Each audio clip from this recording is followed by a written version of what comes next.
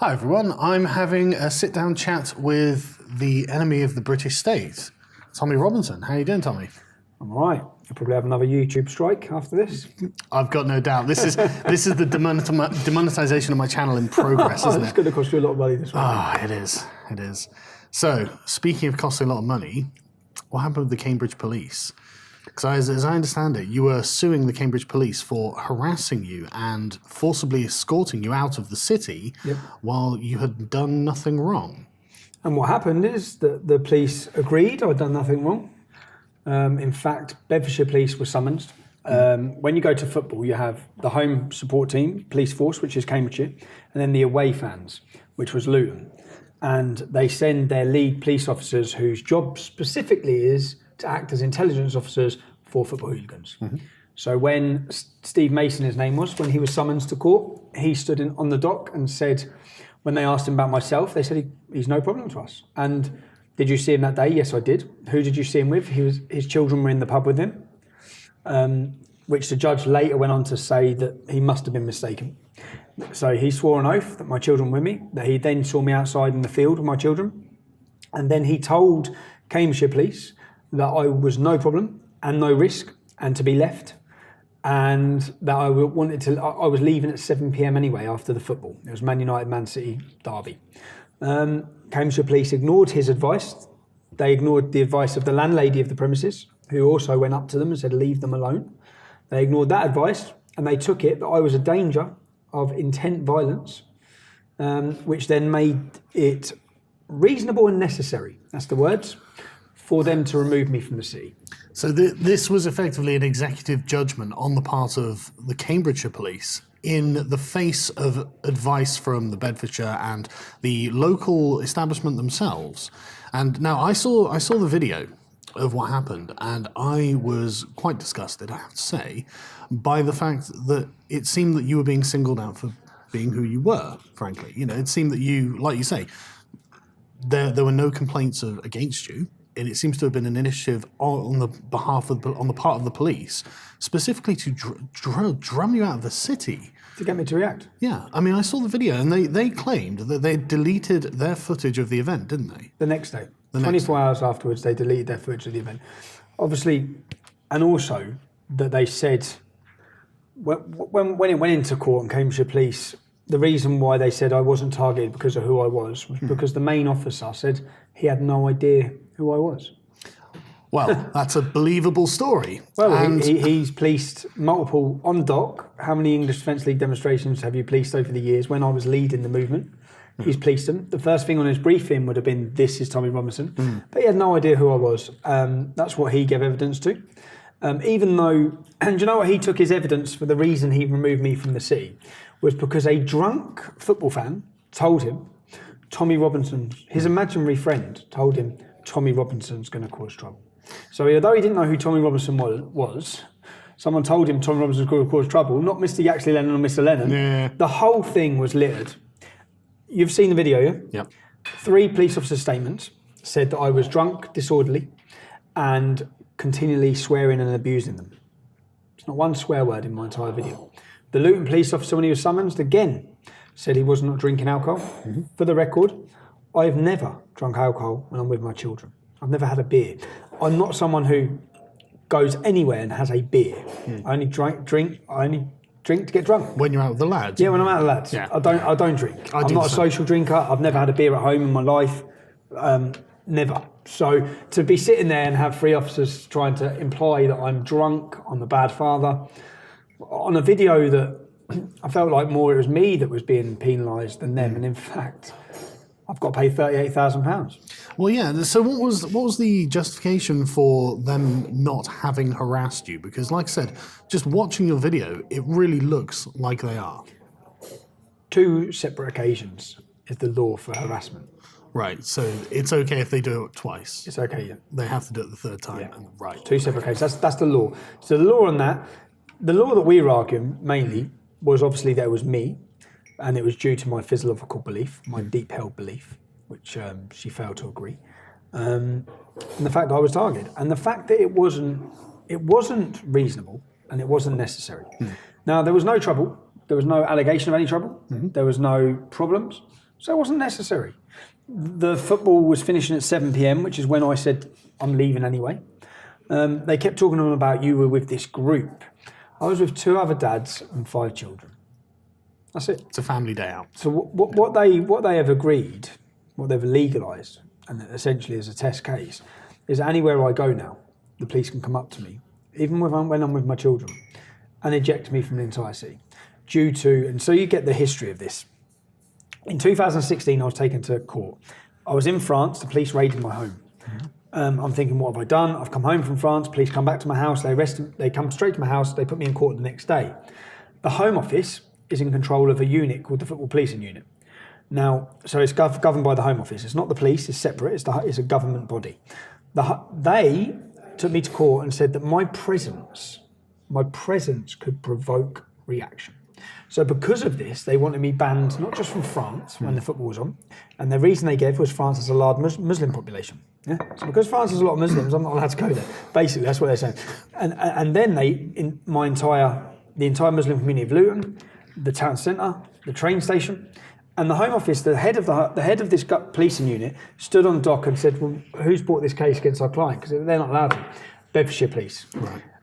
Okay, so when we got Bedfordshire Police in the dock, and this was all played out in court, when we got Bedfordshire Police in the dock, and said, does Mr. Lennon cause a risk? And the officer said, since he had a football ban order, because I did have a football ban order for swearing in 2012. Yeah.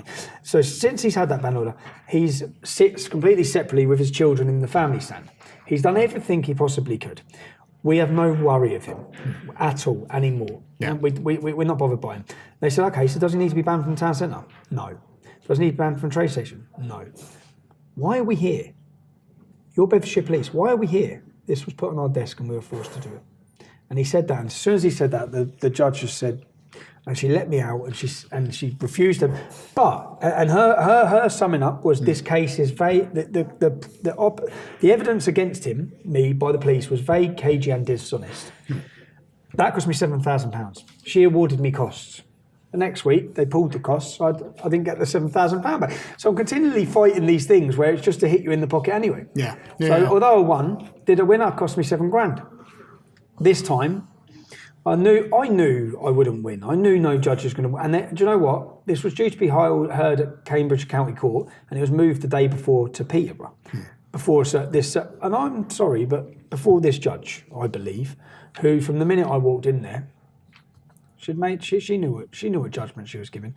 No one in this country can watch that video that you watched and say that is proper policing and fair policing. No, I totally agree. And I mean, it's not the only video I've seen of the police. I mean, I can only describe it as mistreating you. One of the things that really bothers me is that the police are founded on, I think it was 10 principles.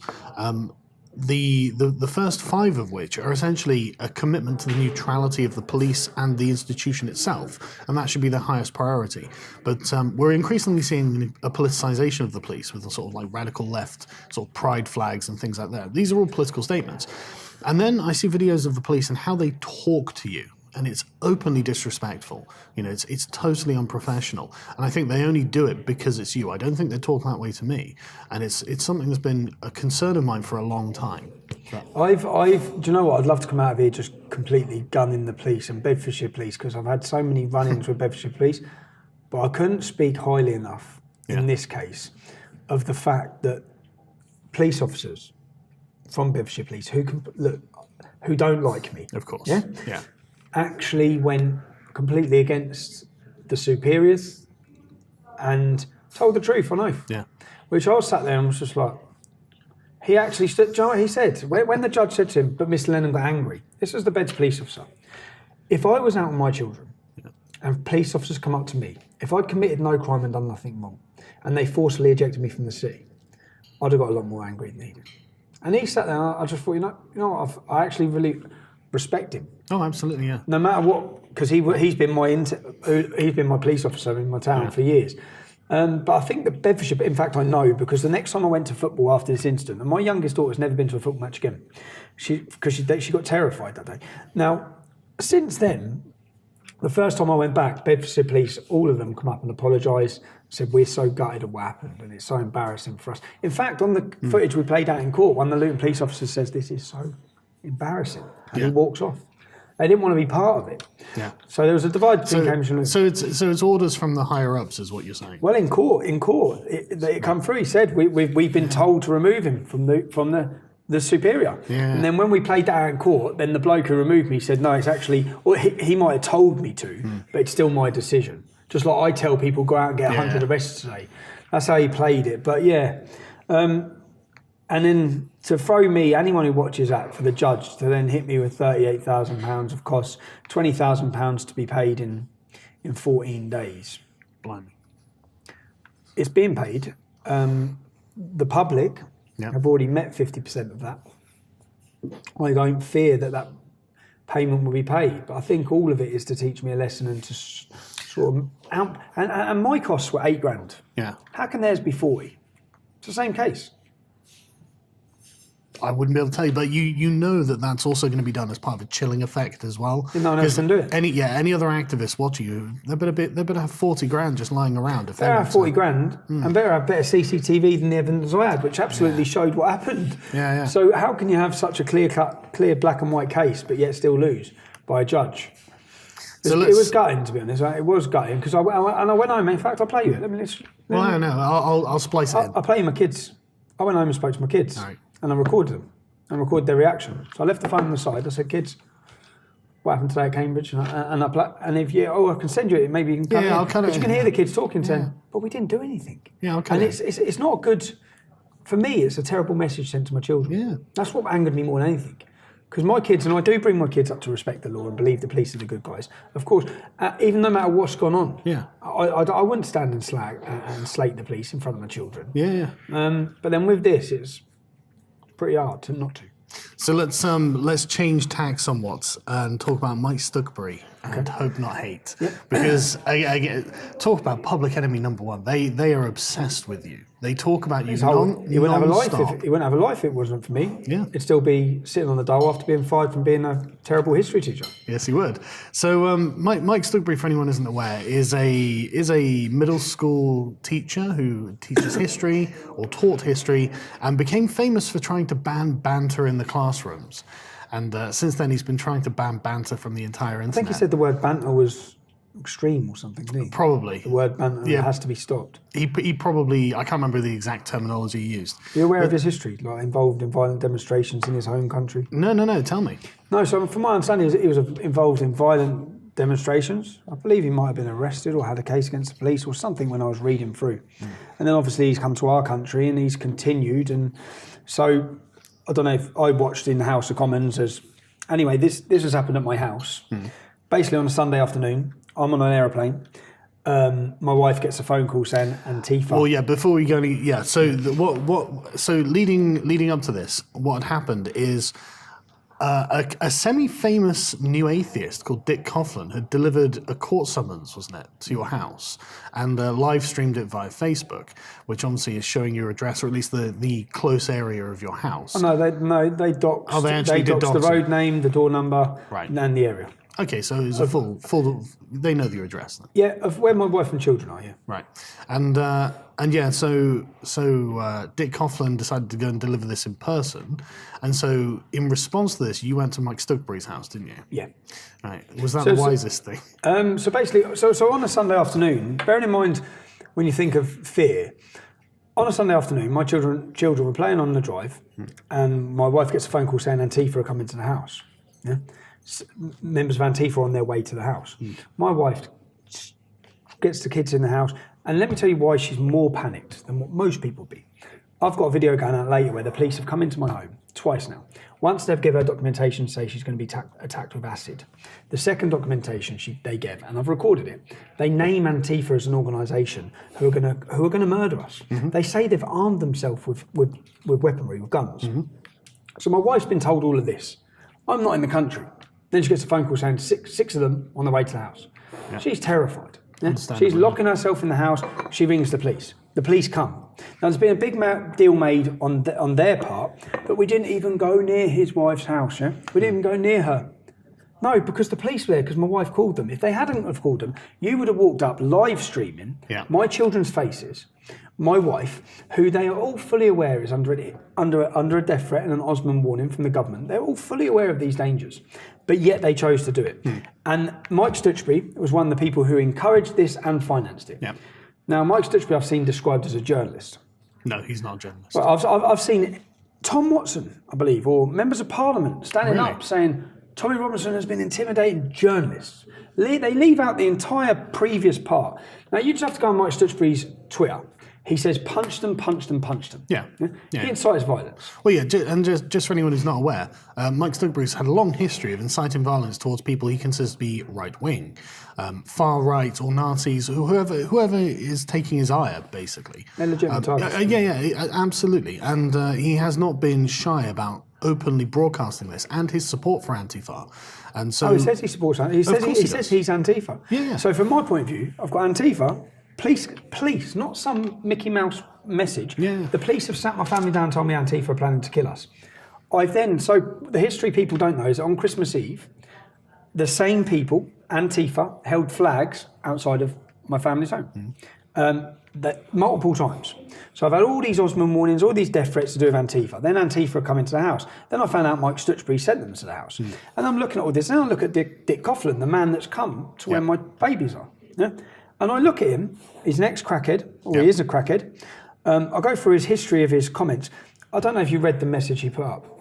No. He put up he made comments about fucking my wife in an eye socket. Sounds like Dick Coughlin, yeah. He then said that my children were put for a meat grinder. Yep. And then my house was set on fire with my family in whilst he violently masturbated. Yeah, he is somewhat of an edgelord.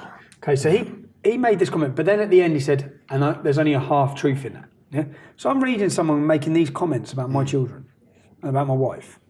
And then I'm looking at this, and then I go back through his history, and I see him making the most racial comments, racist, extreme comments anyone could imagine. Nothing like, it's like, we're accused. Nothing that you say, And I just think this is a radical extremist man who's been sent to live stream my family's home whilst I'm out of the country, which they knew. Their comments, when you go through what they were saying, they knew I wasn't there. So they've purposely gone to where my wife and children are to intimidate and cause fear, which they succeeded in. Yeah. So I'm sat at home next day, just thinking, I'm Mike Stutchbury. I've known where he lives for a long time.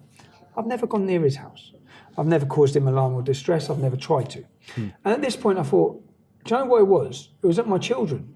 I got off the plane, I had all these messages, my phone going mad. I had a message from my son saying, Dad, help, quick, you need to get home. And do you know how angry I am about that? Do you know, even now thinking about it? So now I'm sitting there and my kids are scared. Yeah. Scared. They're having to move. Yeah? They're having to move out of their home. Yeah. Out of their bedrooms. Out what is their home? And I'm thinking, it's because of this journalist who incites hate, who has then sent people to dox a family's home. So then I just thought, I'm going to go and speak to him and see how he thinks it's acceptable. And I went completely on my own, just so people know, when they come to my family's home, there were 6 of them. 6 of them with a pit bull dog. Yeah. They had a pit bull dog and they had balaclavas on. 2 of them had their faces covered. I've got pictures of them with their faces covered. So I went completely on my own, barefaced, and I knocked at his door to say, Mike, come on, mate, explain how you think this is acceptable. Mike, in this, has played the victim. Oh, completely. Well, every mainstream journalist knows who they sent to my house, how they acted, what he says. They've just completely ignored all of that, and they've used it as a battering ram against me. Essentially, I probably walked into it by going to his think house. you did. Yeah. And I mean, you did give them exactly the kind of fodder that they need. And we knew that they were going to be entirely one-sided and act as if Mike Stutchbury is a completely innocent boy in this and did nothing wrong. Yeah, and that's the complete opposite of the truth. He is inciting violence on a regular basis on his Twitter feed. And I just want to address the people calling him a journalist. He is not a journalist. He has written something like 4 opinion pieces for the Huffington Post and the Independent. That does not a journalist make. That makes a propagandist. So let's go on to your deplatforming from Facebook and Instagram. What happened leading up to that? Were you given any warning or any signal or anything like that? No. So they say, I've read the news reports that I was warned a month before I was on my final warning. Not that I'm aware of. Right. I've also, so I still don't know what they've removed me for. Well, let's. Sorry to interject, but actually, I know what they're claiming they removed you for, which I'm sure you've seen. But for anyone who didn't know, there was a BBC article published where you had apparently incited violence on many occasions. You had apparently told people who follow you to behead people who follow the Quran and various other kind of death threats like that. Now, these were supposed to have been done months ago. They could have made it believable, though. Yeah, I don't find that. I mean, I assume that. I mean, would you like to confirm or deny those allegations? The maddest thing is the amount of journalists who follow me, the amount of people who dig for one bit a day. Yeah? If I'd have made one comment like that, it would have been everywhere. I'd be in prison. Yeah, well, it's illegal. And I'd never say it anyway. I'd never say it. Behead those who follow the Quran. I'd never say it. So I'd be in prison. I haven't said it. I have no idea what they're talking about, and I have no idea what they're saying was the reason for removing my page. In my view and my eyes, we saw the post from Mohammed Shafiq, who's an Islamist, who's friends with Nick Clegg. Nick Who happens to be a big boy at Facebook. Global Communications Director, I believe, at Facebook. And it would come 24 hours after the Panodrama documentary. Weird timing, this, isn't it? And we've seen, since this, even YouTube now, I think Panodrama on there's had 1.6 million views. And even on YouTube, Tom Watson and the Conservative Party, Labour and the Conservatives, are both lobbying hard. So Labour Deputy Leader Tom Watson actually actively called for your censorship, didn't he, from YouTube, despite the fact that YouTube obviously have said you've broken none of their rules. Giving no evidence. He gave no evidence, obviously. Just lots of accusations of how I have to be removed. And to be honest, for me, I was removed from Twitter.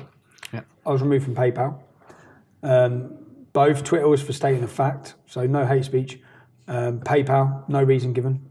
Now with Facebook and Instagram, I look now and don't see how people don't understand where we're going here. I'm being completely unpersoned. Yes. What's next? My mobile phone contracts?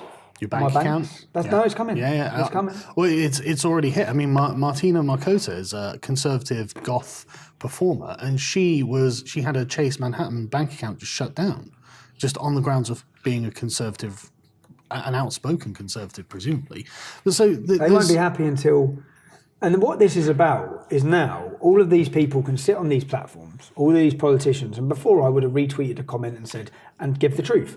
I would have given my response.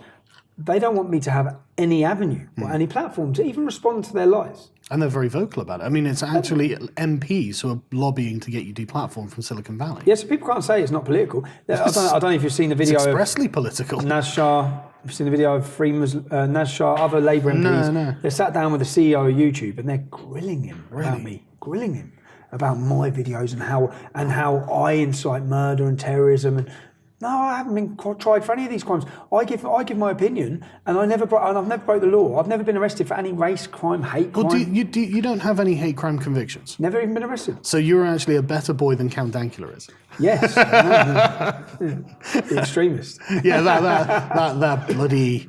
Oh, he's a bad in that. No, but seriously, so the evidence for deplatforming from Facebook never materialised. There was a bunch of allegations. Well, where's the screenshots of it? Well, Someone would have them. Exactly. This is what I said. Like the day it happened, I was like, look, because they were alleging that this happened a month ago and they'd sent you warnings, and I'm like, I followed your Facebook and social media, obviously, or I did. A, I never saw anything like that, but B, I know that if any single... Hope not hate. Exactly. Hope not hate, like your personal biographers at this point. You know, they follow absolutely every single little thing you do. If you'd posted anything that even hinted around that sort of subject, that would have been it. It would have been everywhere. It would have been worldwide news. And I've been arrested. Exactly. You would have been arrested. Rightfully so as well. Yeah, absolutely. Rightfully so.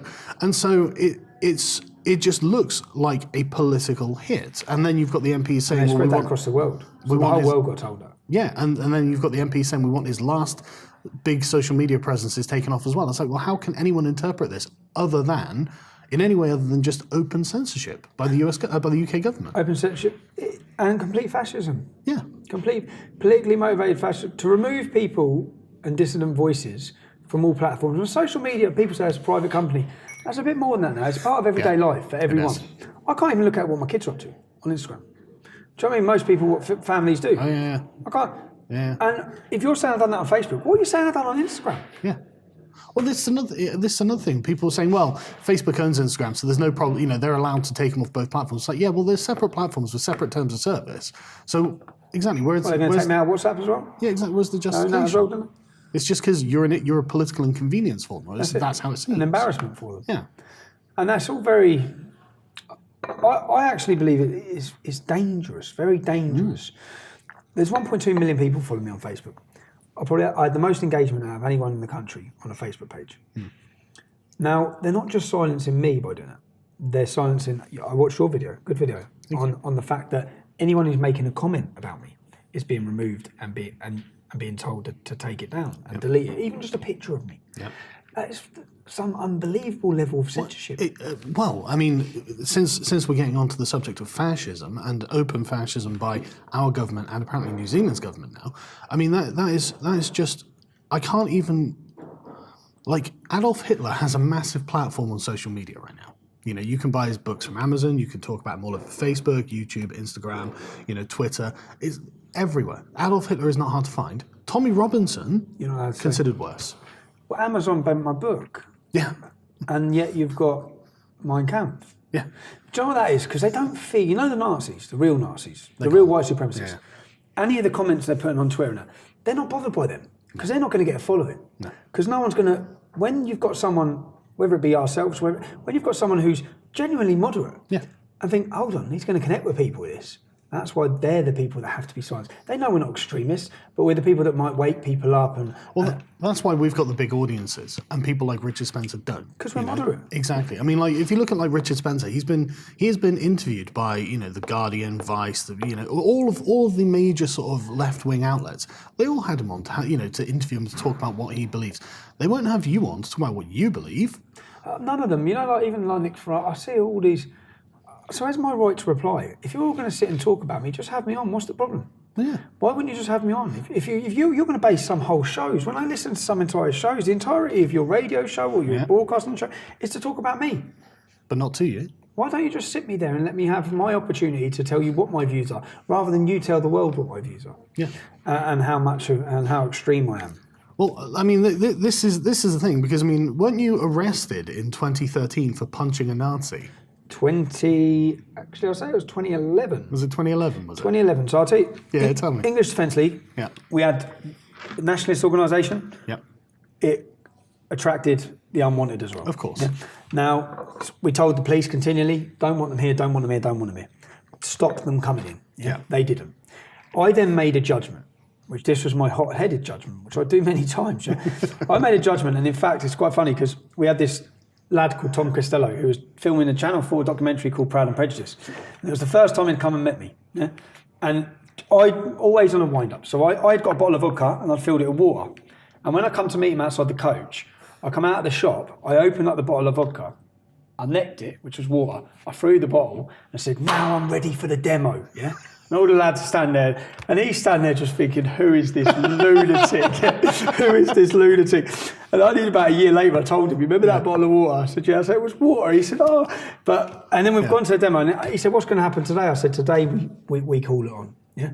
And I got on stage, and you can watch the speech, and I hold up a Sikh lad's hand, and I say, this is the English Defence League. Yeah.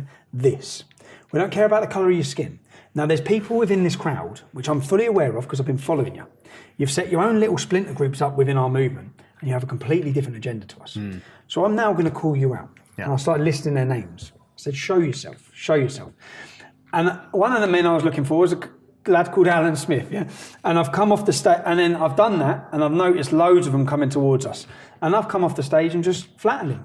I stuck the head on, but he had a combat 18. But essentially, I was leader of the street protest movement. Yeah. We had tried everything else, and I don't want to stand with them people. I never will. And then when I come back to the coaches, they were waiting with corkscrews and bottles, and there was a massive fight. And this little, he was an anarchist, the cameraman for Channel 4. Yeah. When he got on the bus, we all got on, blood all over us. We'd just been, and he just said, I can't believe it. And I said, well, he goes, you're fighting the far right. Yeah. I said, yeah. Because they're awful. And he just said, my friends are not going to believe this. And when I looked up, he was actually quite an active, far-left movement activist, yeah? And he lived in a house with 7 people and and there was 2 gay people. And it was just this London living house, yeah. And he said, they're never going to believe this. I said, no, because you just think, and do you know the media told everyone, English Defence League fight each other. No, English Defence League were kicking out the far right. Yeah. And do you know what? It actually worked. So after that day, I said, I have things to do as a leader. And at that moment, I'd done that. And a lot of people thought it was the wrong thing and it was violent. And I said, we need to challenge these people. They need to know they're not welcome with us. And it worked. From that point on, you see these groups. So whenever you hear these, you had the English Defence League, then you had the North East Infidels, the North West Infidels, the South East Alliance. Each one of these groups were people that I'd kicked out. And if it had to be physically kicked out, to say you're not coming in on. And the reason why I do that is because my upbringing and where I'm from, and many of the people I love are black. Yeah? And I would never be able to walk around around my hometown with my head held up if I ever tolerated any white pride bullshit or any of their agendas. So I've took, and when I say to these anti-racists, I've done more to take on racism and extremism than any of them. I've burned their Nazi flags. I've made a video. I remember I come out and I called it on with blood and honour. Not Nick the Nazi from Germany. I called it on with him. I've called it on with all of them. You were punching Nazis before it was cool. Yeah. That's what we're saying. Because, I mean, if Mike Stuckbury must be a big fan of your early work.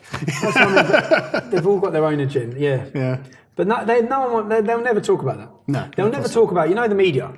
So Lee Rigby gets killed. I'm giving my speech to 10,000 people in Newcastle at the height of any tensions. They never, first thing I said is, there's 600 Muslims serving in the British Armed Forces. They're doing a hell of a lot more for this country than I am, or any of you standing here. If you go out and abuse a Muslim woman right now, you're an absolute coward. Yes. Yeah? You attack a mosque, you're a moron. Yeah. They never would. They'll pick a little 10 seconds of a video from 10 years ago, 12 years ago, and they'll portray this image, which I said, that's not how it is. Yeah. That's not how it's been. No, I believe you. And so coming on to the Christchurch massacre. Now, I saw the journalists, I can't remember which outlet they were from, but they were asking you whether you felt that you were in some way implicated in that. And, I mean, I thought your response was pretty sound. Did he mention you? He wrote a 38-page manifesto. It's the same with Darren Osborne. Darren Osborne tells everyone why he done it. Yeah. He tells everyone why he targeted that day. He was trying to go for the Al-Quds March, a terrorist march where they waved terrorist banners. Yep. Sadiq Khan, just part and parcel of living in a big city. Frustrations have been allowed to build up. Now, and I've said, you can go back to before Darren Osborne, before any of these attacks from the far right, I remember standing saying, in 5 years' time, you will have English suicide bombers. Yeah? Because what you're doing is, when we give people an answer, which is the democratic process, you're angry, vote here. Yeah? You don't even want them to have that, right? You have a platform, a healthy centre for debate to discuss these issues, which are real concerns, real fears from real people that they're seeing in their everyday life. I mean, we're talking about terrorism here and grooming gangs. Terrorism, rape sisters. Of course these are real fears. You need to be able to talk about them. Yeah. They want to take that ability, but as I said, people who follow me, 1.2 million people on Facebook, will now be sitting there thinking, well, hold on. Where do I discuss this? We can't discuss. Who's talking for me? Well, he's gone. So we're not. He's not speaking to me now. He's gone, and the censorship on all these levels, it's dangerous. Yes. The more you remove these things, because then you get people when we're trying to convince people. Do you know after Lee Rigby's death, I had a contact with someone from the Home Office where I offered to do a TV appeal to tell people not to do anything stupid. Not to do anything stupid, not to react violently. Yeah. That these problems can be solved. Yeah? Yes. They're taking all those ways away. Yeah. They are, I say we talk about radicalising factors. You're radicalising. The left, the far left, the politicians trying to silence debate, all of those people are radicalising, and they will, you see a monster, whether it be in Darren Osborne, whether it be in Breivik, or whether it now be in, I don't even know this dude's name, whether it even be in the New Zealand attack, yeah? Those men have all told you why they've done it. Each one of them has given a detailed reason why they've done it. You ignore that. You ignore that. So yeah, the increased censorship on social media, I mean, I consider that to be fascist behaviour, and it seems that the shooter in Christchurch is basically turning New Zealand fascist. Like there was a young lad who's facing 14 years in jail for sharing the stream or sharing memes. They've blocked Dissenter, 4chan, and would attempt to get personal details from Kiwi farms, all this sort of thing, and the government is going in some sort of full lockdown mode about even discussing this. I mean, what? That's Many of them, I surely think, dangerous. use circumstances like this to get rid of opposition. Yeah. Many of them, I don't know about the situation in New Zealand, but that's what they're doing here. Yeah. That's what they're doing here. Get rid of him, silence him, take that, enforce this law, take more freedoms away from them. Taking guns. I mean, like this whole thing is just going to change he- New Zealand's gun laws, You see what he said? and that's exactly what he wanted. He wanted it. Exactly. He They're- wanted them to take the guns. He wants them to take the guns in America. He wants to cause divide between left and right. He wants censorship. He wants it, yeah. I mean, Because this he knows that censorship drives people underground. Yes. Censorship It makes people radicalises angry. them. Yeah. Censorship is a radicalising factor. Yeah. And you can bet your life now that there's a lot of people who have been watching what's happening, even with myself, and it's radicalising them. It's not me radicalising them. No. And another thing is that everyone thinks it's the sort of like internet meme culture that's caused this. It's like, no, it hasn't caused this. The guy was very clear in his manifesto. He was radicalized by visiting France and watching the result of mass immigration in France. That was what radicalized him. He's very clear about And it. probably, I don't know, he says he was there for the election in France. 40,000 Twitter accounts were deleted that supported Le Pen. Yeah, Le Pen herself is facing Criminal prosecution. yeah. For talking about ISIS. for sharing ISIS propaganda and saying, look, this is what they're saying. He says at the point of going to France, that's when he saw no peaceful solution. That's why he became violent Yeah. at that time. Now, what I worry at is there's a hell of a lot of people, when you read his manifesto, well, there's millions of people that think how he thinks without the violence, Yeah. that agree and say that's logical, that's logical, that's logical, all of these things that are happening across Europe that he's seeing, everyone else is seeing. When you take away the solution, Yeah.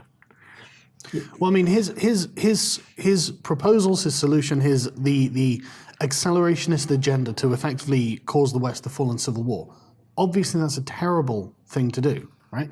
But that doesn't mean the things he's seeing aren't valid, because that's the main problem I have. It's like the there are radicalising factors. Absolutely, but there are so many people who are saying, well, there are no consequences to mass immigration. This hasn't changed anything. What are you so worried about? It's like, look, all of the statistics he was citing are just uncontroversial. You know, they're uncontroversial statistics. I mean, the left often, when they think they're in a safe place to do it, they'll crow about the wonderful increased immigration to the West and how it's going to change us forever and things like that. So, well, you can't expect there to be no pushback. And when you take out moderate voices from saying, look, there are real consequences to all of this immigration, then you end up with the only option being radical accelerationism. You take free speech away, which is what you're in the process of doing, which is actually what you've done. Yeah. You take free speech away, the only solution you leave people is But there's nothing else. there's nothing else, there's no other option. So I said when I heard of another attack the other day, every time there's going to be one, there's going to be more and more. Oh, yeah. Yeah. And essentially that's everything we've been trying to stop. Yes. But then somehow they'll use it to beat us down. Well, it's somehow going to be our fault because we've got a commitment to the democratic process and to free speech. And look, when this happened, I went to an event the next day and people were talking about, should I be saying that? Should you say that?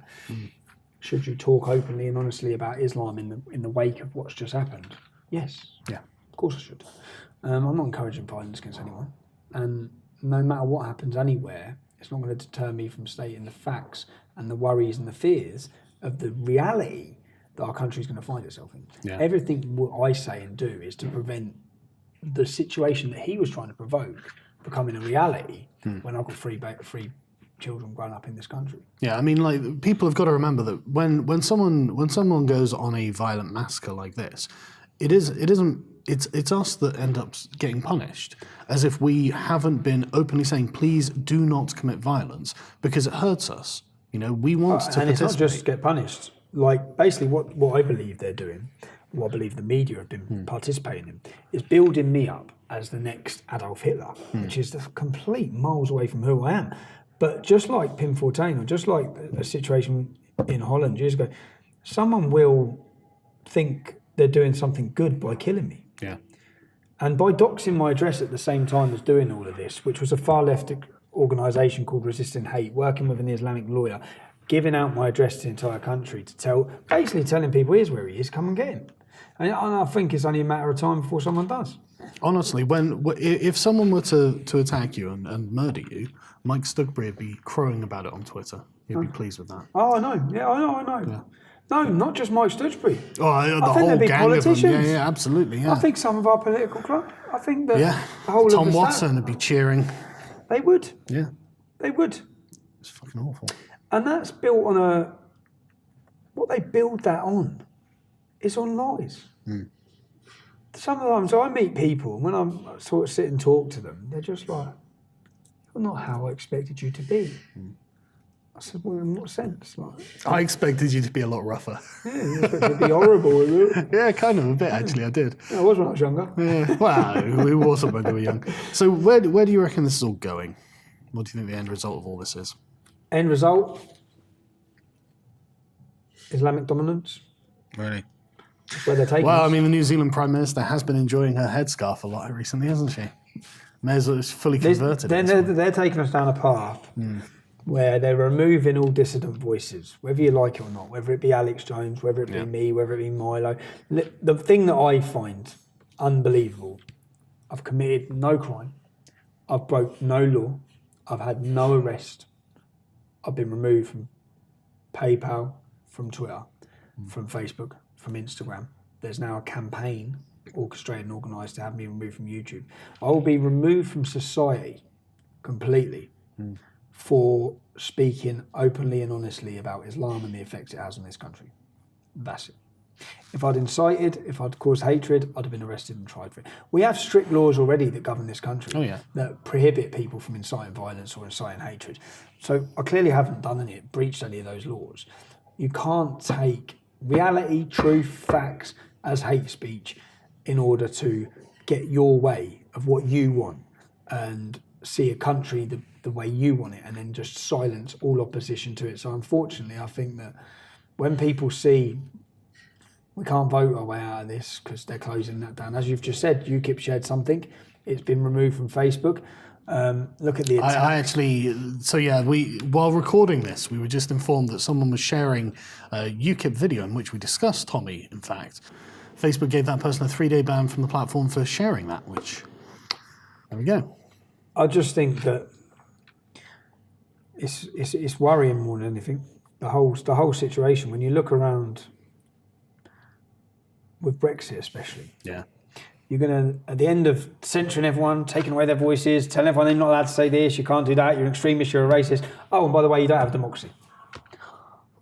It's not good, is it? It's not good. You know, it's where's that going to go? I don't know how much you think the public will take. And somehow I'll be blamed. Thanks very much. Thank you. Good luck. Cheers, man.